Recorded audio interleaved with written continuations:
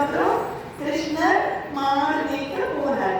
அவரும் மாடு கண்ணுல மேய்க்கிறதுக்கு போனான். மாடிட்டு அம்மா நானும் போவேன்னு அவர் மாதிரி இவங்கெல்லாம் எல்லா ஃப்ரெண்ட்ஸுமா சேர்ந்து மாடு மேய்க்க போனான்.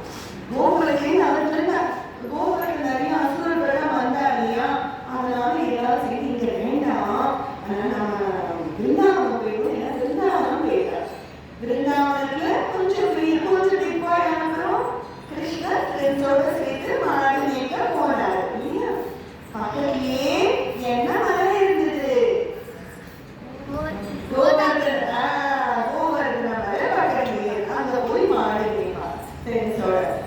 அம்மா வந்து சாதம் கட்டி கொடுப்பா, அதை எடுத்து போய் மாடு பார்த்து மேய்ச்சிருக்கும். இவெல்லாம் விளையாடுவா, பிடிச்சு ஓடி பிடிச்சு சுத்தி சுத்தி வந்து விளையாடும். மத்தியானம் ரொம்ப பசிக்குமா, அப்போ ஃப்ரெண்ட்ஸ் எல்லாம் நடுவுல கிருஷ்ணர் உட்காந்துப்பார்.